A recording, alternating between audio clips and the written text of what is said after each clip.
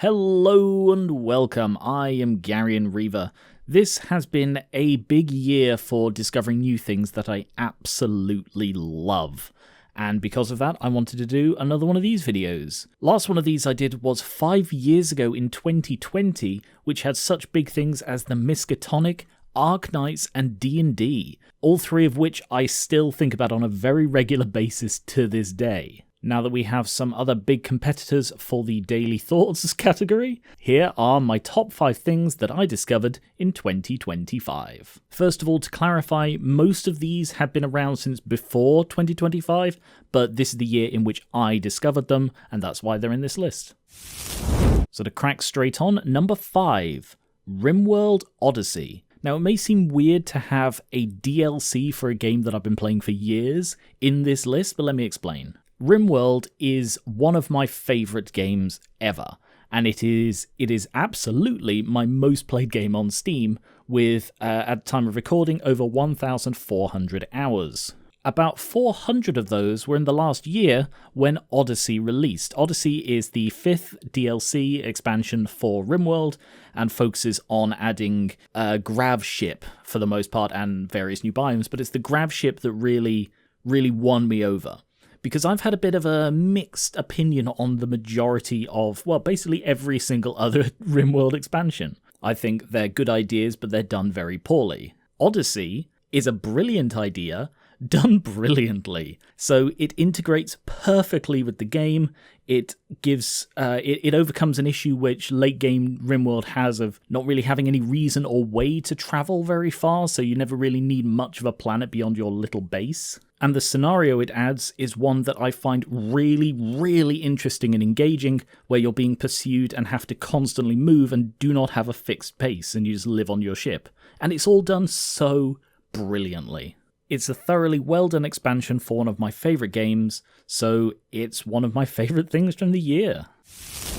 Number 4. Uma Musume Pretty Derby. This is both the anime and the game as I discovered them about at the same time. I was introduced to this by some friends because we did a sort of watch party and watched basically the entire anime. We watched season 2, 3, the movie, Road to the Top, and Cinderella Grey. We haven't seen season 2 of Cinderella Grey, so no spoilers, but season 1 was fantastic. It was just so good. The animation, it's incredible seeing the animation change from season 2 all the way up to Cinderella Grey, because, we binged all of this sort of in one go. And the game is a gacha game, and prior to this, the only gacha game I've really ever been interested in is Arknights from 5 years ago that I still log on to every single day. And prior to Uma Musume, I didn't think I would find another game that I would want to log on to every day. And, I now have a third one as well. I play Limbus Company. But between the fantastic anime and the interesting, if a bit limited game, there is a lot in this franchise that I absolutely love. I actually played Uma Musume Pretty Derby for my birthday video this year. That'll be linked in the description. You can go check that out. Playing as my favorite Uma, Maya no Top Gun. And I expect I'll continue playing this into the new year. I'm really looking forward to seeing Cinderella Grey Season 2. I highly recommend going and checking out the anime. I will say that the main anime, rather than like Road to the Top and this sort of thing, they tend to be quite sort of almost depressive in a way. Like, it's, they're not the most joy-filled shows, which is why I engaged with Cinderella Grey a lot more, because it leans less into the emotional turmoil that comes with the stories of... Sorry, in case you don't know, Uma Musume is a anime about horse girls. Each Uma is named after and based on a real-life racehorse, and the anime follow their real-life careers sort of fictionalized for the show. And this video is in memoriam for Haru Urara, the passing of whom really did actually upset me, despite being a horse in Japan that I hadn't heard of or really knew anything about whatsoever prior to finding Uma Musume. Number 3, the Avatar franchise. To be clear, this is James Cameron's film series and not Avatar: The Last Airbender, which I am a fan of, but I discovered many years ago. People always seem surprised when I say that I had not seen anything of this franchise. Like, I knew it existed. I had seen, like, the posters and stuff, but I had never once even had an inkling to watch them. The first one came out in, 2009, second one 2022, and then the third one this year. And the reason I watched them was a friend invited me to watch the third one in the cinemas, and it's like, okay, I haven't seen any of them, I'll just binge them in a week, and I loved them.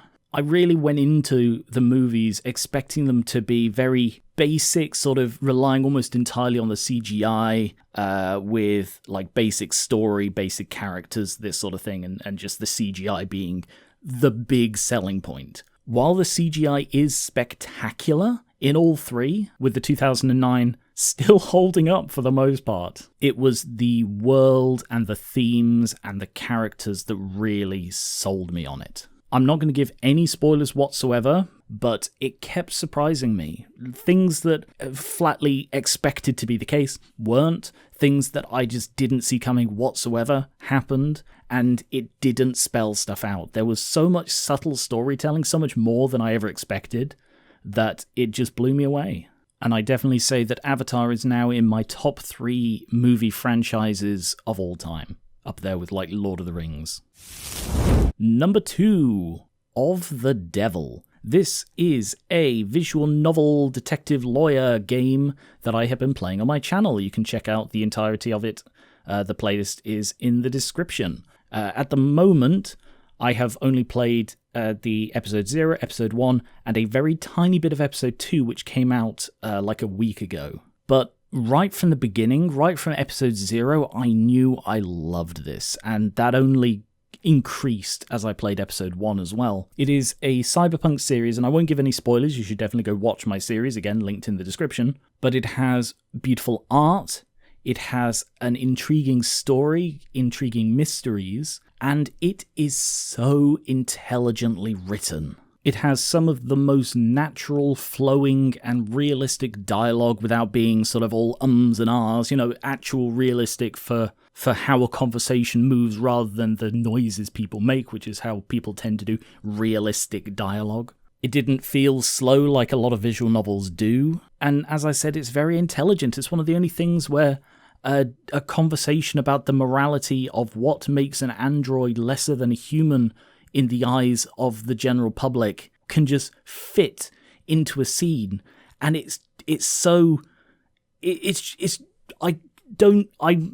I'm struggling to put into words how much this really resonated with me. This would have been a very good contender for number 1 if, the thing that's in number 1 wasn't there. Yeah, you got to go watch my series on it, because it is, you got to see this game. And only 2 episodes are out. I don't know how many they're doing. I'd assume 5 or 6. I can only guess at where it's going to go, but I'm so excited. And finally, number 1, my top thing that I discovered in 2025 is Freerun Beyond Journey's End. I think the anime came out, I don't actually know. I don't know if the anime did come out this year, if it came out in 24, but I discovered this in about April of 2025, and I fell in love with it. For years, I've always considered Miss Kobayashi's Dragon Maid as my favorite anime. Freerun took it just immediately. I had no idea what to expect. I hadn't seen anything of it. I think it was just one on my list to check out.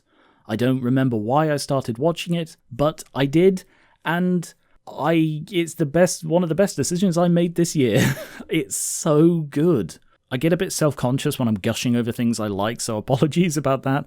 But yeah, Freerun, where do I even start with this? Visually, it is a beautiful anime. If you're unfamiliar, it is the story of Freerun, who is this incredibly powerful elven mage, coming to terms with the passing of time, the fact that everybody she knows is shorter lived than her, so it's got mortality and moving on and accepting the past and looking to the future and hope and sadness. And after watching through the entire series in about a day or two, because I started watching it and I couldn't stop, I basically didn't stop thinking about it for a good month or two. And even now, I will go and look up a few choice clips, which are just, every time I see them, just bring a tear to my eye because of how spectacular and well done they are. I actually received the Blu-ray of Free-Run for Christmas this year, so I am going to be rewatching the series very, very soon in glorious Blu-ray high definition, and I am incredibly excited for that. And Season 2 coming in 2026. I think that's coming out in a couple of months. Fern is my favourite character. I absolutely love her. Free-Run is adorable. Ubel is fascinating. And so many other characters that just show up very, very briefly and yet are so fleshed out. More fleshed out than some main characters in other shows. Free-Run is absolutely my favourite anime, and it would take an incredibly stellar show to even threaten that top spot. And that is my list. Those are the top 5 things that I discovered in 2025. Please put in the comments the favourite things that you have that you've discovered this year. I'd love to hear them, and I'd love to know if we share any, if you've played any or seen any of the things that are on my list and you similarly love them. If anyone wants to talk about any of these in more detail, I would love to.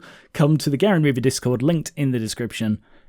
I would happily talk about basically any of these, except maybe of the Devil, because there's the spoiler risk, but for that, check out my videos and watch me play through it. So thank you very much for watching. 2025 was a spectacular year for discovering new media that I love, and I hope you guys found something you love too.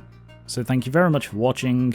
Check out my 2020 video and subscribe for more top 5s, first impressions, and of the Devil.